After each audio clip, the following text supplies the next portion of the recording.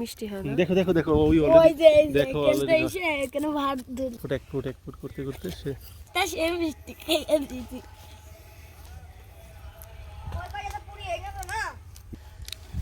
এই যে আগুন পড়টা ও ওলে আরে সাপ কই সাপ? সাপ সাপ সাপ কই? দিয়েছে আরে যে ছোট আমার আব্বু গাছ কাটতে এবার আনে না এই নেন সেই জিনিস। হ্যাঁ দাঁড়ান দাঁড়ান দাঁড়ান। এটা কি কি? আমার কাছে দাও। এটা খাওয়া যায় দীর্ঘ আস্তে আস্তে আস্তে আস্তে। মজা আছে এটা খেয়ে এটা খাওয়া মজা। এই রক্ত আপনার হাত থেকে তো রক্ত বের হইছে। রক্ত বেরিয়েছে আপনার হাত থেকে? বাদামের মতো। না না ওইটা পুরো বাদাম, অনেক মজা চম্পা।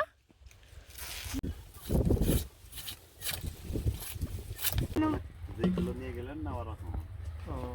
এই যে এইটা এখন চলবে ছেলে। আসসালামু আলাইকুম। এবার শীতে প্ল্যান করে গিয়েছিলাম যশোর। আমাদের অনেক দিনের ইচ্ছা ছিল ট্রেনে করে আমরা যশোর যাব, ট্রেনে জার্নিও হবে, তার মধ্যে যশোর ঘুরে দেখাও হবে। যশোরে আমাদের এক আত্মীয় থাকে, প্রায় আমাদেরকে বলে আসার জন্য, তো ওরকম সময় সুযোগ হয় না। তো অনেকদিন ধরেই প্ল্যান করছিলাম শীতের মধ্যে যাব যশোর ঘুরতে, কারণ যশোর নাকি অনেক সুন্দর একটা গ্রাম আর খেজুরের গুড়ের জন্য বিখ্যাত, এটা সবাই আমরা জানি। আমরা এসেছিলাম যশোরের ঝিনাইদহ গ্রামে। আগে ঝিনাইদহ যশোরের মধ্যেই ছিল, এখন জেলা আলাদা করা হয়েছে। একটু আগে আমরা যে মাজারটা দেখছিলাম সেটারও একটা কাহিনী আছে, এখানে নাকি জিনরা নামাজ পড়তে আসে। আমি তো শুনে খুবই ভয় পেয়ে গিয়েছিলাম। কিভাবে হয়েছে কেউই জানে না। তাই আপনাদের নাকি? তাই ওই এই যে বাইঘাটা না, হ্যাঁ এই বাইঘাটা শুকনো লাঠি থেকে হয়েছে। এটা শুকনো লাঠি থেকে হয়েছে?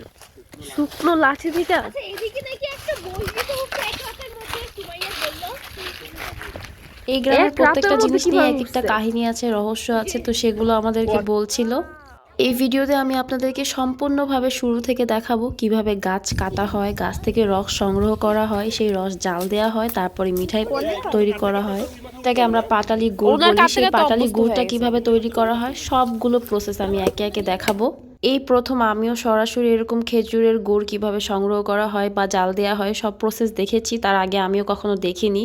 অনেকেরই শখ থাকে এগুলো দেখা, যারা কখনো এগুলো দেখেনি তাদের জন্য আজকে আমার ভিডিওটা। গ্রাম বাংলার যে ঐতিহ্য, সেই ঐতিহ্য যাতে সবাই জানতে পারে সেজন্য আমার এই ভিডিওটা করা।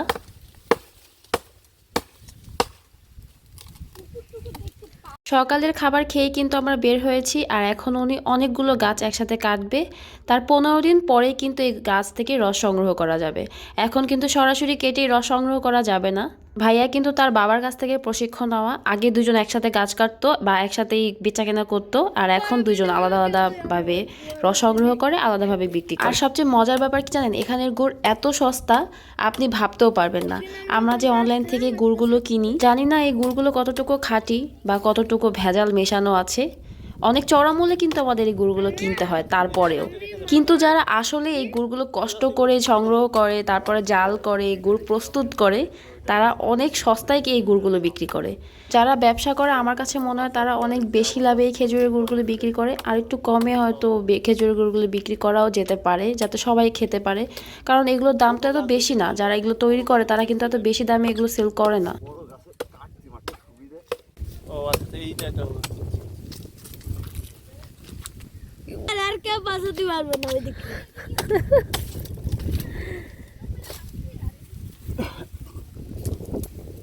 আমি এই পানি যদি কম থাকতো তাহলে ই করতাম, মনে হয় এমনি আসছে।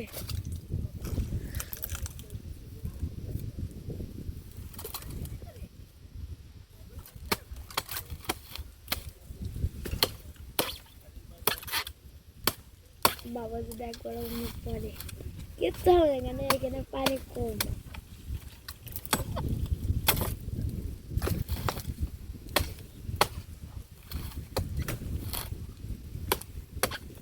এই পুকুরটাই গেলে ভালো হতো, এই পুকুরটাই মেলা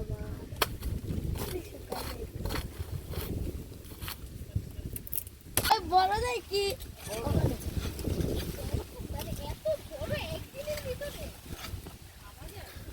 অত বড় হয়েছে।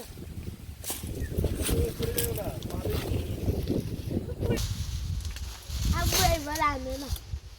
এই নেন সেই জিনিস। হ্যাঁ দাঁড়ান দাঁড়ান দাঁড়ান। এটা কি কি? আমার কাছে দাও। এটা খাওয়া যায়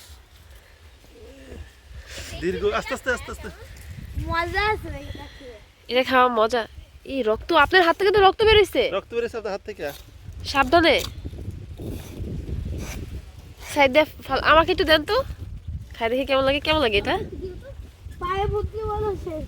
বাহ বাদামের মতো। না না ওইটা পুরো বাদাম, অনেক মজা চম্পা।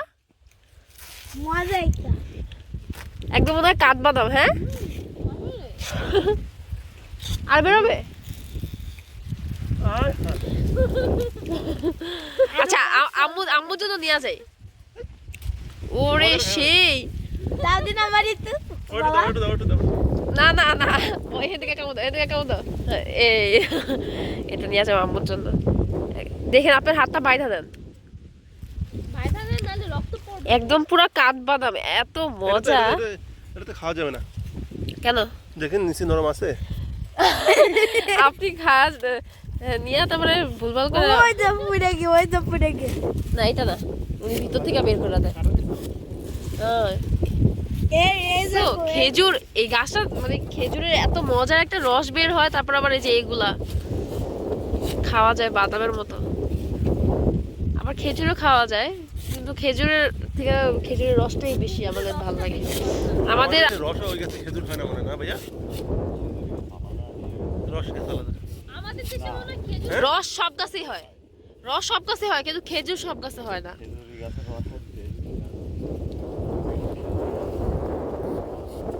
হ্যাঁ,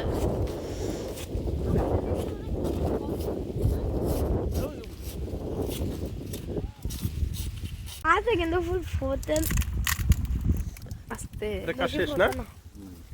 এটা অন্য দেয়। আর কাটবেন একটাও? ওই ওইটা বাকি আছে। ও এইটা তো লেট। আমার আব্বু কাটতে। ওইটা কাটা হয়ে গেছে, এখন আবার এটা।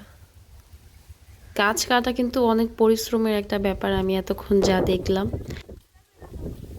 ভাইয়া তো অনেকগুলো গাছ কাটছিল একটার পর একটা, তো আমরা ঘুরে ঘুরে এগুলো সব দেখছিলাম আশেপাশে। বাহ, গাছগুলো সব কাটার পরে এখন চলে যাচ্ছি আমরা হাঁড়ি বাঁধতে। এই হাঁড়ি কিন্তু ওই গাছে বাঁধবো না, এর আগে যে গাছগুলো কেটে রাখা হয়েছিল সেই গাছের মধ্যে বাঁধা হবে এই হাঁড়িগুলো। ওইখান থেকে অনেক দূরের রাস্তা, তাই আমরা একটা ভ্যানে করে যাচ্ছিলাম আর ভাইয়া সাইকেলে করে যাচ্ছিল। প্রথমে একটা গাছ কাটার পরে তার 15 দিন পর থেকে কিন্তু রস সংগ্রহ করা হয়, আর একদিন রস সংগ্রহ করার পরে 2 দিন গ্যাপ দেওয়া হয়, তারপরে আবার সেই গাছ থেকে কেটে রস সংগ্রহ করা হয়। প্রথমে যে কেটে রস সংগ্রহ করে তার উপরে কিন্তু আবার কেটে আবার হাঁড়ি বসানো হয়। অনেক প্রসেসিং এর একটা ব্যাপার। আমরা এসে পড়লাম যেখানে হাঁড়ি বাঁধবে সেই জায়গায়। তো এসে পড়লাম সেই জায়গায়, আশেপাশে অনেক ভুট্টা গাছ, সরিষা গাছ, পাতাকপি, ফুলকপি, মানে দেখে মানে আমার মনটা পুরো ভরে গিয়েছে। এগুলো তো কখনো সামনে থেকে দেখিনি, তাই অনেকটা ভালো লাগছিল। এই হাঁড়িগুলো এভাবে পোড়াচ্ছে যাতে হাঁড়ি জীবাণুমুক্ত হয় আর রস থেকে সুন্দর একটা ফ্লেভার আসে। অনেকেই দেখি ভিডিওতে দেখায় যে আমরা হাইজিন মেনটেন করার জন্য এই হাঁড়িগুলো পোড়াচ্ছি, কিন্তু সব গাছেরই এই হাঁড়িগুলো পোড়ায়, পুড়িয়ে তারপর রস সংগ্রহ করে। ধরে আছে একটা সচ্ছার দুধে এত ধরে।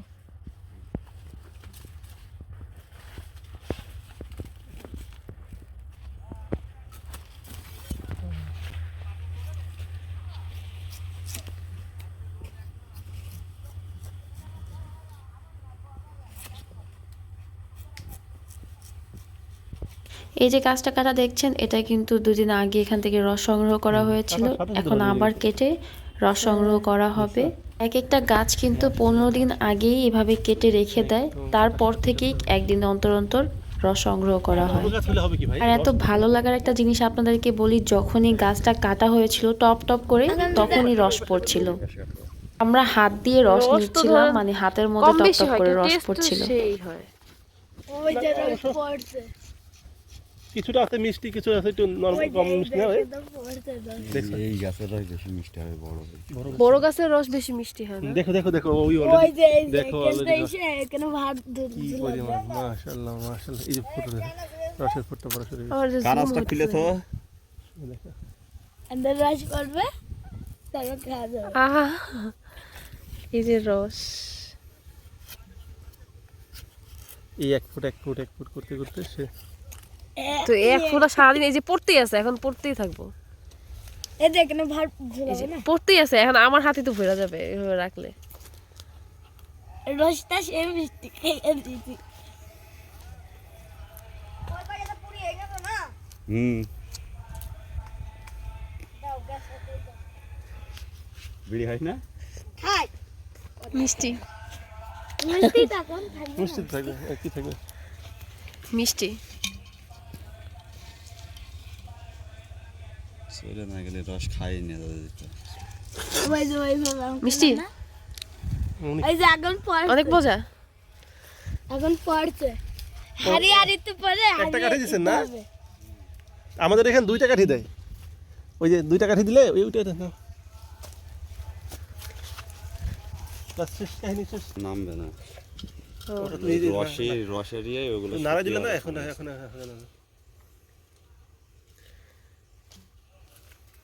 দেন দেন দেন, হয়ে গেছে, দেন দেন চুরি দেন। হয় ভাইয়া। ওই তো হবেই। চুরি হয়। ওই ভেড়া এখন একটু ভরে যাচ্ছে জানো, এই যে এখন পড়তে থাকবে। বিকালে যা একটু ভরে এই আগুন পরে দাও আছে ভাড়ে কাঁচ পুড়িয়ে গেল আরে চলো চলো চলো চলো। তার পরের দিন একদম ভোরে যেই ভাইয়াটা রস গাছ কাটছিল, সেই ভাইয়ার বাবাই রস সংগ্রহ করে নিয়ে আসছিল। তো অনেক ভোর থেকে ওনাদের কাজ শুরু হয়েছিল, আমি তখন ঘুমাচ্ছিলাম। আর যশোরে এত শীত এটা মানে ভরছে, এটা ভাবাই এটা যায় না, ভরে নাই না? এই জন্যই তাদের রস এত মজা হয়। একটা হাঁড়ি পুরো ভরা ছিল আর একটা হাঁড়ি অর্ধেক ছিল, এরকমই নাকি হয়। অনেক সময় আবার রস চুরিও হয়ে যায়, অনেকে রস চুরি করে নিয়ে খেয়ে ফেলে। এভাবে ভালো করে ছেঁকে সেই ডালা, বড় ডালার মধ্যে রসগুলো ঢালা হয়। একদিনে দেখা যায় 20 থেকে 30 এরকম কলস আসে। তারা এই রসগুলো জাল করে প্রতিদিন। শীত আসলেই তাদের প্রতিদিনই একটা কাজ থাকে, একদম 10টা থেকে 11টা পর্যন্ত তারা রস জাল করে। তারপরে গাছ কাটে, গাছ কেটে বিকাল বিকাল হয়ে যায়, তখন হাঁড়িগুলো পাতে। তারপর একদম ভোর সকালবেলা আবার সেই হাঁড়িগুলো নিয়ে আসে, একদম ভরা রসে টইটুম্বুর হয়ে থাকে। তো ওই যে ওই ভাইয়াটা, যে ভাইয়াটা গাছ কাটছিল, সেই ভাইয়াটাও তাদের রস জাল দিচ্ছে। আর এই পাশে তার বাবা আলাদা করে আবার রস জাল দিচ্ছে। আমরা যেই কয়দিনই যশোরে ছিলাম, এই কাঁচা রসটা আমরা খেয়েছি। এটা যে এত মজার মানে ভাবাই যায় না। যে আমার ঢাকায় দেখা যায় অনেক জায়গা থেকে রস এনে খাই, বা অনেক জায়গায় আমরা ঘুরতে যাই রস এনে খাই, ওগুলোর সাথে এটার টেস্ট একদমই যায় না। এটার টেস্ট এত মজার। আর এটা কিন্তু পুষ্টিগুণেও ভরপুর। এটা খেলে নাকি 1 বছর পর্যন্ত কোনো কৃমির কোনো সমস্যা হয় না।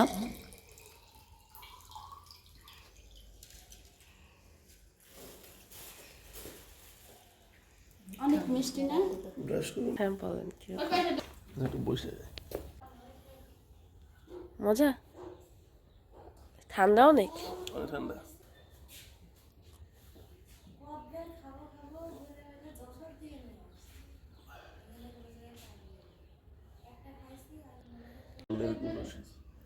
হুম 10 বছরের থেকে বেশি এরকম রস খেয়েছি। আল্লাহ রে জিনিসের মধ্যে তুমি খাইছো? তুমি খাইছো?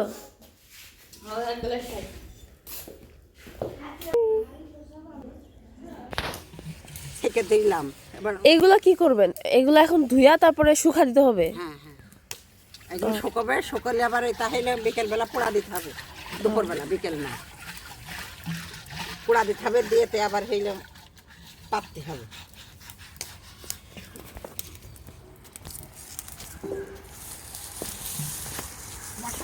এই রসটা জাল দেওয়া হচ্ছে প্রায় 1 থেকে 1.5 ঘন্টা বা 2 ঘন্টাও লেগে যায় যখন রস অনেক বেশি থাকে।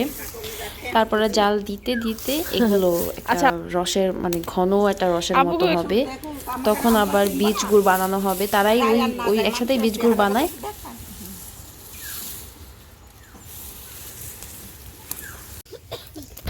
রসগুলো জাল দেওয়ার এক পর্যায়ে যখন ফেনাগুলো এরকম উঠে আসে উপরে, তখন এই ফেনাগুলো কিন্তু ছেঁকে ছেঁকে তারা ফেলে দেয়। অনেক সময় ছাগলকেও দেয়, এগুলো নাকি ছাগল অনেক মজা করে খায়। মাঝে মাঝে জাল দিতে দিতে উপরে যেগুলো যে জাল দেয়, সেই ওগুলো যদি উড়ে উড়ে পড়ে, তাহলে দেখা যায় গুড়ের কালারটা একটু কালচে হয়ে যায়। এজন্য ওরা আবার আলাদা করে ছেঁকে নেয়। যাতে গুড়ের কালারটা সুন্দর থাকে, লালচে, হালকা হালকা লালচে ভাব থাকে। দেখেন কত পরিশ্রমের কাজ। আর এই কাজগুলো একমাত্র তারাই করে যাদের একদম বাবা দাদা এই কাজগুলো করতো, সেই পরম্পরা থেকেই কিন্তু এই কাজগুলো করা হয়। যেমন বাবা গাছ কাটছে, যখন ছেলে বড় হয় ছেলেকে শিখিয়ে দেয়, ছেলে আবার সেই ব্যবসাটা ধরে রাখে।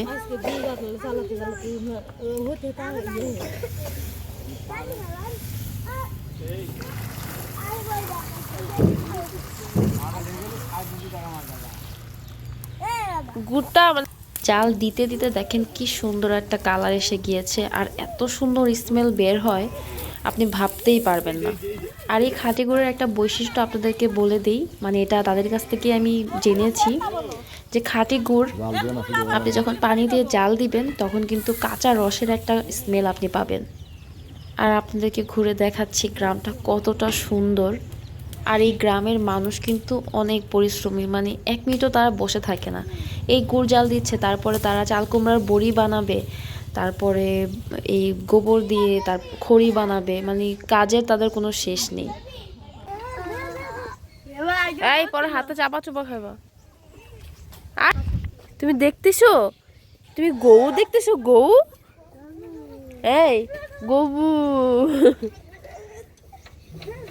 আরবি তুমি গরু দেখছো? এই যে আরবি তুমি গরু দেখছো? ছাগল দেখতেছো?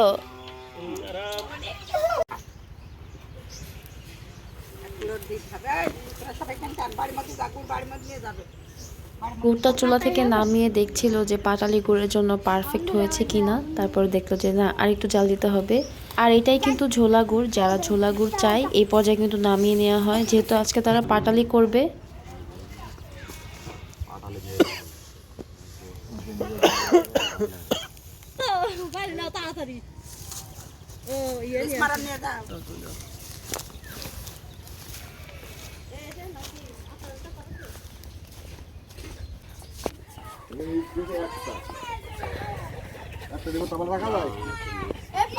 আর এখন করা হবে বীজ গুড়।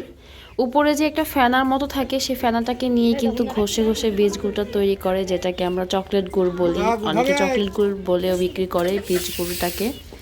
সেই গুড়টা কিন্তু এখানে করা হবে, আর ওই গুড়টা দিয়েই পরে কিন্তু মিক্স করে পাটালি গুড়টা বানানো হয়।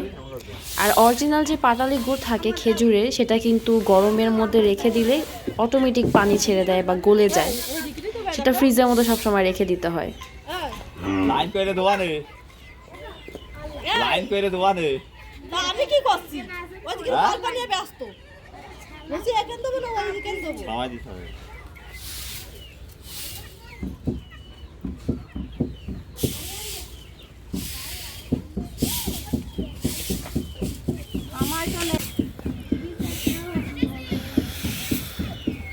পাঠা যাবে নাকি?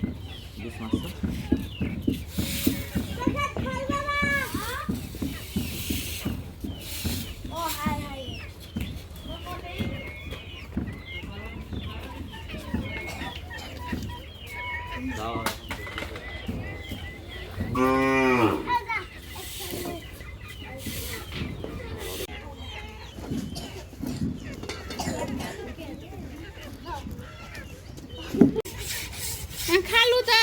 আর এই গুড়টার মধ্যে কিন্তু কোনো রকম চিনি বা যাবতীয় যা আর কি ভেজাল মেশাই, এগুলো কোনো কিছুই মেশানো হয় না, যেহেতু আমার সামনেই আমি পুরো প্রসেসটা সামনে দাঁড়িয়ে থেকেই দেখেছি।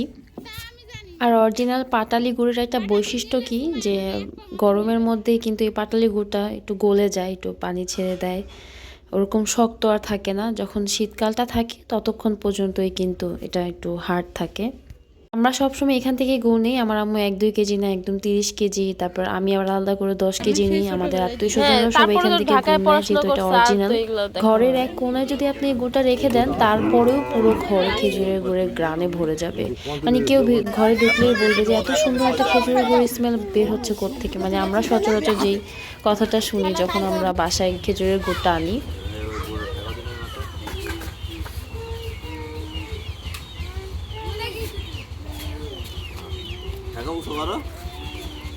এভাবে লম্বা লম্বা করে খেজুরের গুড়গুলো শুকাবে, তারপরে এটাকে পিস পিস করবে। আর এটা অর্ডারই ছিল।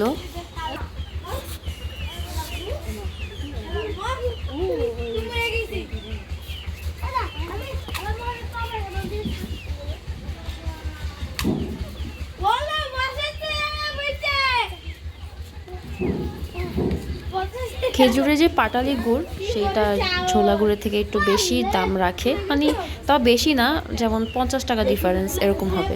ছোলা গুড় থেকে কিন্তু এই পাটালি গুড়ের পরিশ্রমটা তাদের একটু বেশি হয়, যেহেতু বেশিক্ষণ জাল দিতে হয়। যখন ছোলা গুড়ে পরিণত হয় তারপরে কিন্তু একদমই যে লো আছে এগুলো জাল দিতে হয়, নাহলে আবার পুড়ে যাবে বা গন্ধ হয়ে যাবে বা এত সুন্দর একটা কালার থাকবে না। আস্তে আস্তে জাল দিয়ে দিয়ে কিন্তু এরকম পাটালি গুড়ের মতো করা হয়। তারপর আবার বীজ গুড় করতেও কিন্তু অনেক পরিশ্রম, অনেকক্ষণ পর্যন্ত এটা প্রসেসিং করতে হয়। তো এই ছিল আমার আজকের আয়োজন। জানি না আপনাদেরকে কতটুকু দেখাতে পেরেছি বা বোঝাতে পেরেছি। যদি ভিডিওটা আপনাদের কাছে ভালো লেগে থাকে তাহলে লাইক কমেন্ট শেয়ার করে দিবেন, যাতে অন্যরা ওই ভিডিওটা দেখতে পারে আর গ্রামীণ যেই একটা ঐতিহ্য তার সাথে পরিচিত হতে পারে। আমি একে একে যশোরের আরো অনেক ঐতিহ্যের সাথে আপনাদের পরিচিত করাবো। চাল কুমড়োর বড়ি দেওয়ার প্রসেস, গরম গরম চুলার পাড়ে বসে মুড়ি ভাজা, ঝিনাইদহের বিখ্যাত কুটির শিল্প যে মাটি জিনিসপত্র বানানো হয় আর এত সস্তায় মাটি জিনিস পাওয়া যায়। আর যশোরের ঝিনাইদহের এই বৃহত্তর বট গাছটাও দেখাবো, যেটা 48টা গাছের সমারোহ একটা গাছ। অবশ্যই ফলো দিয়ে সাথেই থাকবেন, যাতে গ্রাম বাংলার এই ঐতিহ্যের সাথে আপনাদেরকে পরিচিত করিয়ে দিতে পারি। দেশ ও দেশের বাইরে থেকে যারাই আমার ভিডিওটা এত ধৈর্য সহকারে এতক্ষণ পর্যন্ত দেখেছেন তাদের সবার জন্য আমার অনেক অনেক ভালোবাসার দোয়া রইল। তো আজকের মতো এই পর্যন্তই। সবাই ভালো থাকবেন, সুস্থ থাকবেন আর আমার জন্য দোয়া করবেন। আল্লাহ হাফেজ, আসসালামু আলাইকুম।